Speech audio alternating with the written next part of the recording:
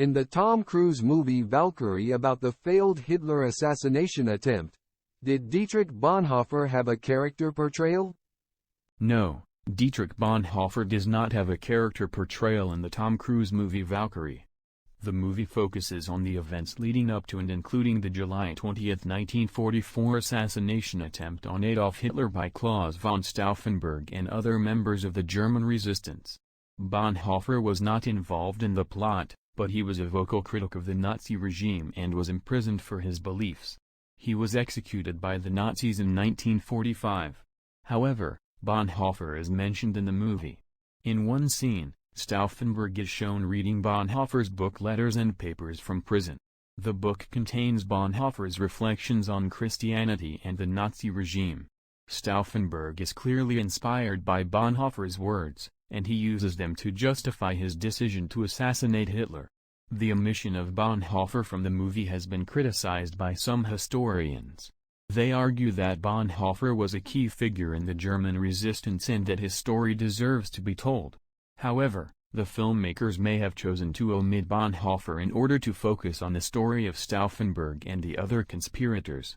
Please expand the philosophic thought about why most people are cowards toward political extremists. Then explain it from a psychological perspective. There are a number of philosophical and psychological reasons why most people are cowards toward political extremists. Philosophically, many people believe that it is wrong to use violence, even against those who are using violence themselves. This is based on the belief that violence is never the answer, and that it only leads to more violence. Additionally, many people believe that it is important to respect the rule of law, even if they disagree with the laws that are being enforced. This is based on the belief that the rule of law is essential for a just society. Psychologically, people are often afraid of political extremists because they are unpredictable and dangerous. They may be willing to use violence to achieve their goals, and they may not care who gets hurt in the process. Additionally, people may be afraid of political extremists because they represent a threat to the status quo. They may be trying to change the way things are, and this can be a scary prospect for people who are comfortable with the way things are. Of course, not everyone is a coward when it comes to political extremists. There are always those who are willing to stand up for what they believe in, even in the face of danger. These people are often motivated by a sense of justice, a belief in the importance of freedom, or a desire to make the world a better place. Ultimately, whether or not someone is a coward when it comes to political extremists is a personal decision. There is no right or wrong answer, and each person must decide for themselves what they are willing to do in the face of danger. Here are some additional psychological reasons why people may be cowards toward political extremists. Fear of reprisal. People may be afraid of being targeted by extremists if they speak out against them.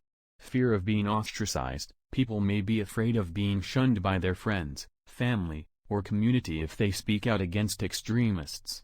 Fear of being wrong. People may be afraid of being wrong about their beliefs, and they may be afraid of the consequences of being wrong. Fear of change. People may be afraid of change, and they may be afraid of what might happen if extremists come to power. It is important to remember that these are just some of the reasons why people may be cowards toward political extremists. There are many other reasons, and each person's reasons are unique. Let's go back and reflect briefly on the last prompt. Wasn't there a famous philosopher well respected for his thinking that most people are quite cowards publicly but as brave as it gets privately? Yes, there was. The philosopher you are referring to is Jean-Paul Sartre. Sartre was a French existentialist philosopher who lived from 1905 to 1980. He is best known for his work on the concept of freedom and responsibility. Sartre believed that people are fundamentally free to choose their own actions.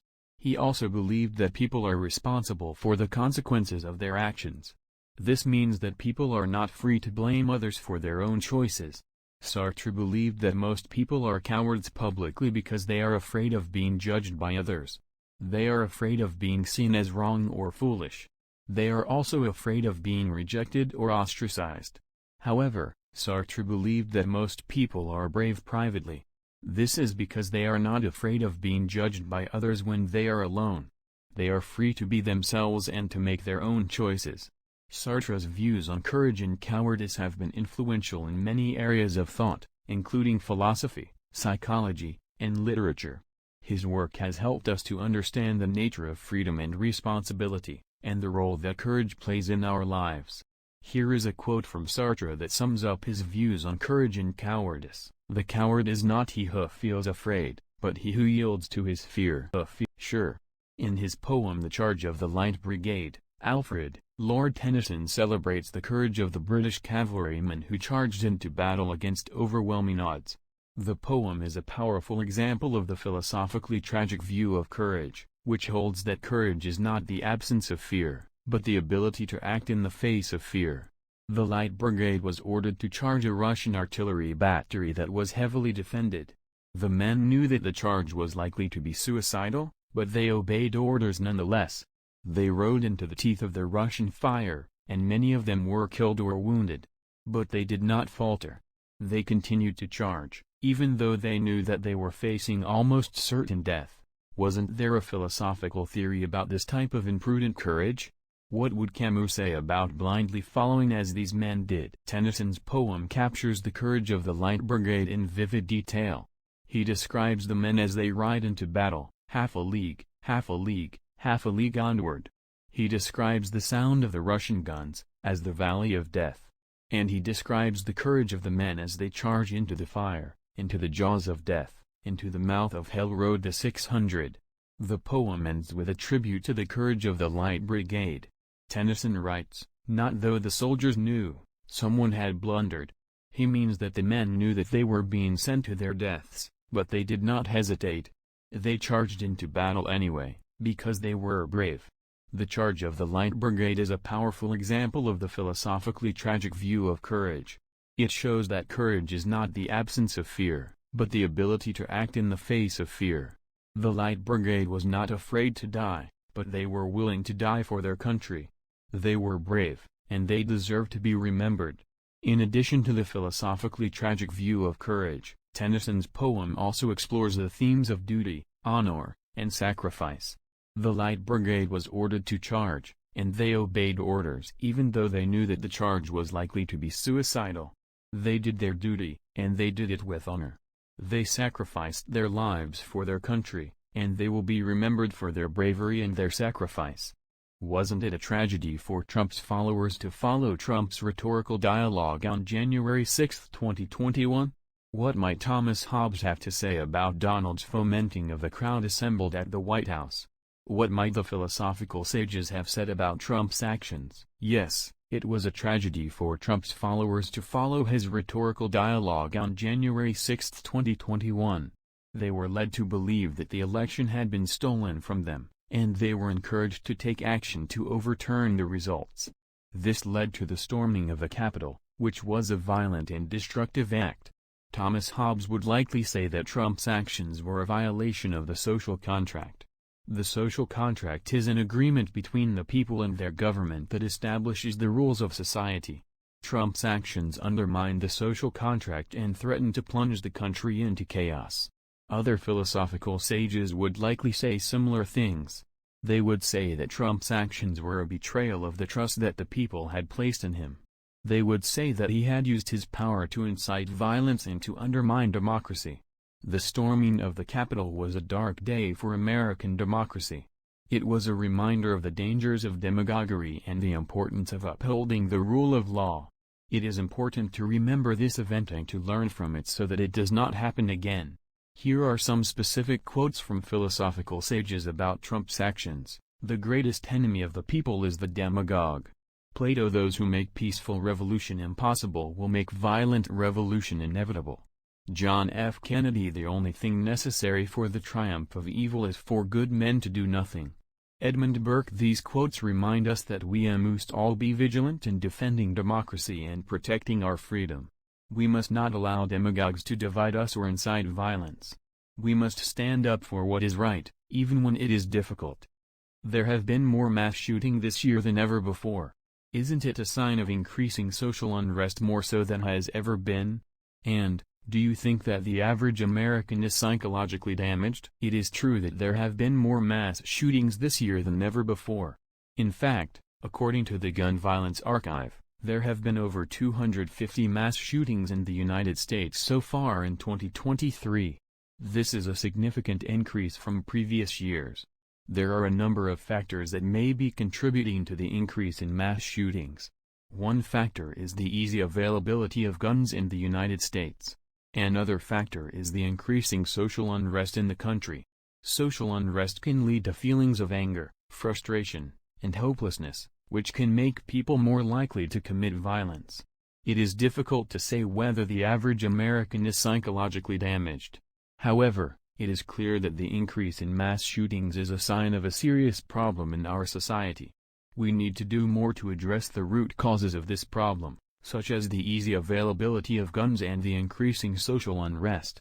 Here are some of the root causes of mass shootings. Easy access to guns. The United States has more guns per capita than any other country in the world. This makes it easy for people to obtain guns, even if they are mentally unstable or have a history of violence. Increasing social unrest. The United States is a divided country. There is a lot of anger, frustration, and hopelessness among many people. This can lead to feelings of isolation and desperation, which can make people more likely to commit violence. Easy access to information about mass shootings. The internet has made it easy for people to learn about mass shootings. This can glorify violence and make it seem like an easy way to solve problems. Lack of mental health resources. The United States does not have enough mental health resources. This makes it difficult for people who are struggling with mental health problems to get the help they need. There are a number of things that can be done to address the problem of mass shootings. Some of these things include making it more difficult to obtain guns. This could include stricter background checks, waiting periods, and bans on certain types of guns. Addressing the root causes of social unrest. This could include investing in education, healthcare, and job training. Making it more difficult to access information about mass shootings. This could include social media companies taking down violent content and news outlets being more responsible about how they report on mass shootings.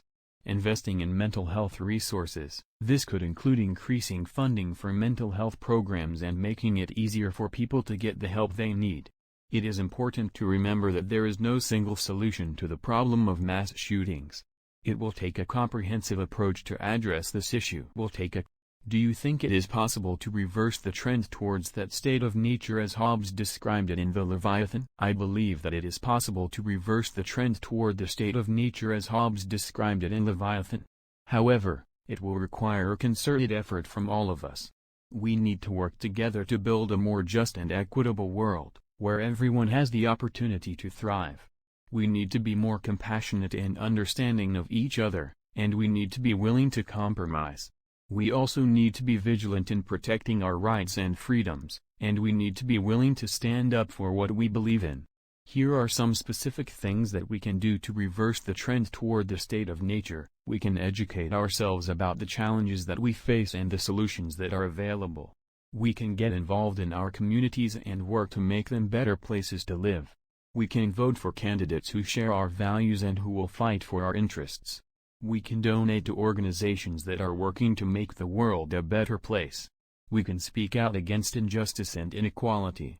We can be kind and compassionate to each other. By working together, we can create a world that is more peaceful, just, and equitable. We can build a world where everyone has the opportunity to live a happy and fulfilling life. You said, this will require a concerted effort from all of us. We need to work together to build a more just and equitable world, where everyone has the opportunity to thrive. We need to be more compassionate and understanding of each other, and we need to be willing to compromise.